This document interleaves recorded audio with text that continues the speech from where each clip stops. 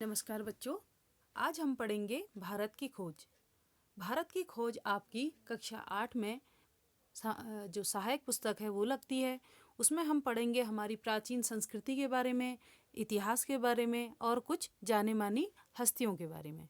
तो सबसे पहला पार्ट उसमें दिया गया है बच्चों, अहमदनगर का किला। अहमदनगर का किला के बारे में आपको बता दें कि अहमदनगर का किला जो है वो महाराष्ट्र के अहमदनगर के पास एक भिंगर नाम की नदी है, वहाँ स्थित है, जिसका निर्माण 15वीं और 16वीं शताब्दी के दौरान निजाम शाही वंश के पहले सुल्तान मलिक अहमद ने करवाया था। इसका जो निर्माण था, और अभी क्या है, जो ये किला है ये एक जेल के रूप में बाद में उसको बना दिया गया।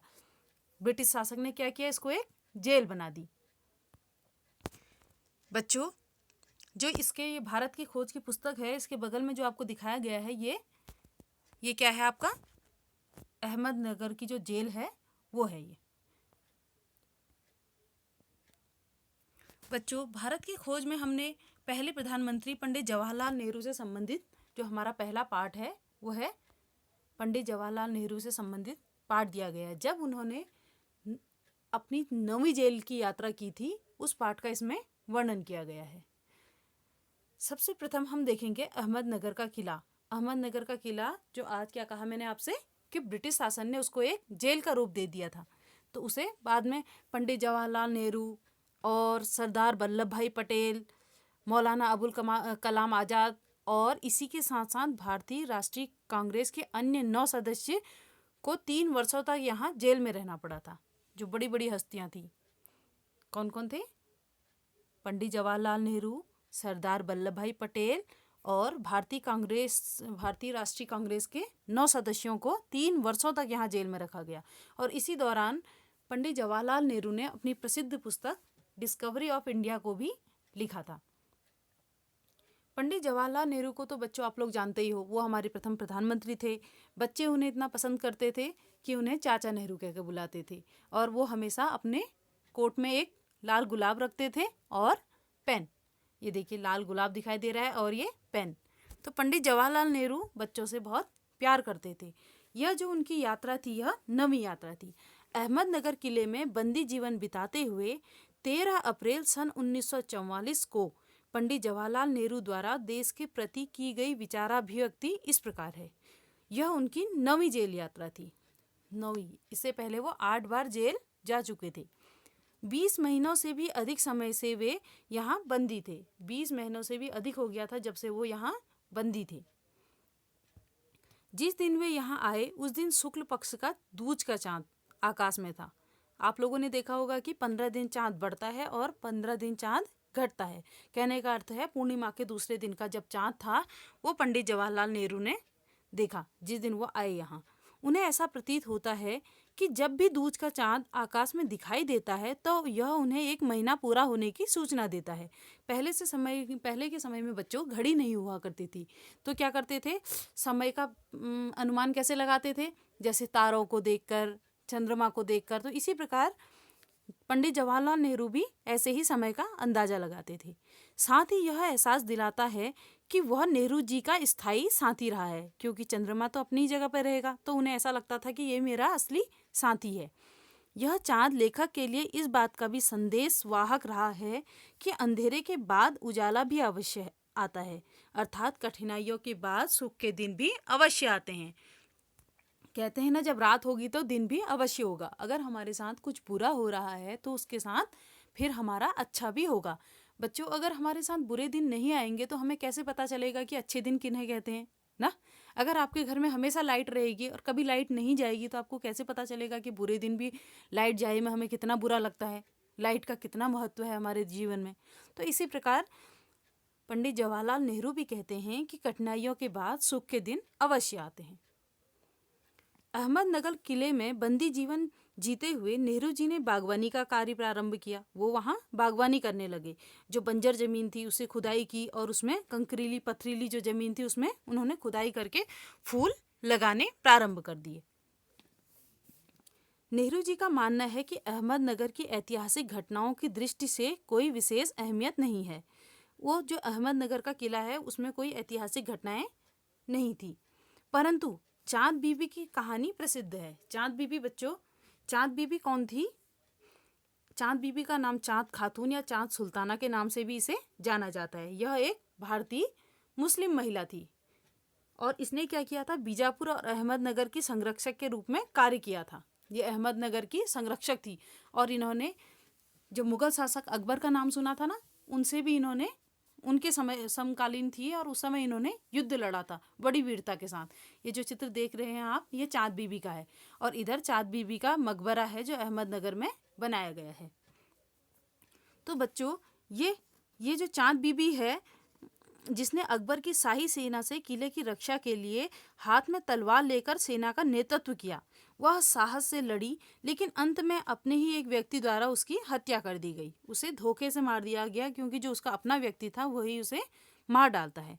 नेहरू ने चाहा था कि उस स्थान की खुदाई कर नई नई वस्तुओं की, पुरानी इमारतों की टुकड़ों की खोज की जाए, लेकिन जेल के जो अधिकारी थे उन्होंने सीमित स्थान से आगे बढ़ने नहीं दिया। उन्होंने क्या किया कि अब इससे आगे आप खुदाई नहीं करेंगे। इसलिए उन्होंने कुदाल छोड़ कलम हाथ में उठा ली और यह प्रण किया कि जब तक देश आज़ाद नहीं हो जाता वे लिखते रहेंगे। उन्होंने क्या प्रण किया कि जब तक हमारा देश आज़ाद नहीं हो जाता तब तक मैं लिखते रहूँगा। उनका मानना था कि न तो वे ईश्वर के दूत बनकर भविष्य के बारे में लिख सकते हैं और न ही अतीत के बारे में इतिहासकार की भांति लिखने में वे सक्षम हैं। उन्हें न भूत का भविष्य पता था न भविष्य का पता था। वो क्या कहते हैं कि वे तो केवल वर्तमान विचारों का अतीत के विचारों व क्रियाकलापों के साथ संबंध स्थापित कर उसके बारे में ही लिख सकते हैं। वो कहते हैं ना मैं पुराने समय की बात लिख सकता हूँ और न मैं आने वाले समय की बात लिख सकता हूँ, मैं वही लिख सकता हूँ जो मेरे साथ घटित हो रहा है।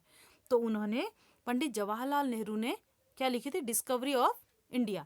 पंडित जवाहरलाल नेहरू की ये जो पुस्तक है बच्चों, ये बहुत लोकप्रिय किताब है। ये किताब उनकी इतनी लोकप्रिय है कि इसका कई भाषाओं में अनुवाद किया गया। और इसी के साथ साथ मौलाना अबुल कलाम आज़ाद ने भी वहाँ एक पुस्तक लिखी जेल में, गुबारे खातिर, जिसे उर्दू में उपनिवेशवादी निबंध का अच्छा उदाहरण माना जाता है। गुबारे खातिर। आने वाले समय में अगर आपका प्रश्न आता है कि मौलाना अबुल कलाम आज़ाद की पुस्तक का नाम बताइए, तो गुबारे खातिर, जिसे उर्दू में उपनिवेशवादी निबंध का उदाहरण माना जाता है। और पंडित जवाहरलाल नेहरू ने तो डिस्कवरी ऑफ इंडिया ये बुक लिखी थी। तो ये बहुत प्रसिद्ध पुस्तक थी।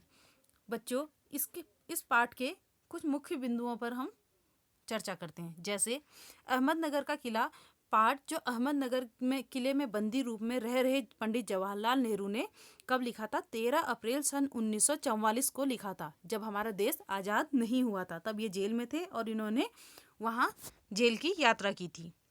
स्वतंत्रता प्राप्ति के लिए यह नेहरू जी की 9वीं जेल यात्रा थी। अभी बताया था ना मैंने आपको कौन सी जेल यात्रा थी? 9वीं जेल यात्रा थी। जेल में रहते हुए उन्हें चाँद अपना साथी इसलिए लगने लग जाता था क्योंकि वह प्रतिदिन निश्चित समय पर आकर उन्हें एक एक दिन का एहसास कराता था। साथ ही यह सीख भी दे जाता था कि अंधकार के बाद प्रकाश अर्थात दुख के बाद सुख के दिन अवश्य आते हैं। अभी बताया था ना मैंने आपको, इसलिए वो चाँद को अपना साथी कहते थे। अहमदनगर किले में नेहरू जी ने बागवानी का कार्य किया क्योंकि वे खाली बैठकर समय व्यर्थ नहीं गंवाना चाहते थे। उन्होंने पथरीली व कंकरीली जमीन को उपजाऊ बनाया था। अहमदनगर किले के साथ साहसी चाँद बीबी की घटना जुड़ी है, जिसने अकबर की शाही सेना के विरुद्ध हाथ में तलवार उठाकर अपनी सेना का नेतृत्व किया, लेकिन बाद में उसके ही साथी ने उसकी हत्या कर दी। ये बच्चों, मैं आपको पाठ के मुख्य बिंदु बता रही हूँ, तो इनको आप लोग ध्यान से सुनिए। पंडित जवाहरलाल नेहरू ने जेल में खुदाई के दौरान जमीन में से प्राचीन दीवारों के अवशेष एवं कुछ गुंबदों और इमारतों के ऊपरी हिस्से के टुकड़े प्राप्त किए। इससे उन्हें अहमदनगर के किले के बारे में कई जानकारियां मिल सकती थी, लेकिन अधिकारियों ने क्या किया? इसकी इजाज़त उन्हें नहीं दी और उन्होंने क्या किया? फिर हाथ में कलम पकड़ ली, अर्थात लिखना शुरू कर दिया। पंडित जवाहरलाल नेहरू अपनी लेखनी से भारत के इतिहास पर प्रकाश डालना चाहते थे। नेहरू जी का मानना था कि मनुष्य का अतीत अच्छा हो या बुरा, दोनों ही रूपों में प्रभावित करता है। यदि अतीत बहुत प्राचीन और श्रेष्ठतम हो, लेकिन किसी कारणवश वर्तमान परिस्थितियां असंतोषजनक हो जाएं, तो सहन करना बहुत कठिन हो जाता है। बच्चों, अगर हमारे साथ जो परिस्थितियां चल रही हैं उन्हें वो क्या होती है? अगर वो असंतोषजनक, हमें उनमें संतोष नहीं है, तो हम उन्हें जीवन जीने में हमें बहुत कठिनता होती है। नेहरू जी की दृष्टि में विरासत के मायने वे मूल्य थे जिन्हें हम अपने पूर्वजों द्वारा वर्षों में प्राप्त करते हैं। विरासत क्या होती है? कहते हैं ना, हमें हमारी विरासत में मिला है। उनके मायने धन दौलत जायदाद ये सब विरासत नहीं थी। उनके क्या थे? जो पूर्वजों द्वारा हम उनके मूल्य, उनकी परंपराएं हम प्राप्त करते हैं, वही विरासत होती है। भारतवासियों की विरासत की विशेष बात यह है कि वे अलग अलग रहने में विश्वास नहीं करते। भारतीय विश्व बंधुत्व की भावना में विश्वास करते हैं। जो हमारे भारतीय हैं वो सब एकता में, शक्ति में विश्वास करते हैं। वो अलग अलग रहने में विश्वास नहीं करते। तो बच्चों, इस पाठ में मैंने मुख्य मुख्य बिंदुओं को आपको बताया है। एक बार आप लोग इस पाठ को अच्छे से पढ़ लीजिए। आशा करती हूँ कि आपको ये पाठ समझ में आ गया होगा। इसी के साथ ये पाठ समाप्त होता है। धन्यवाद।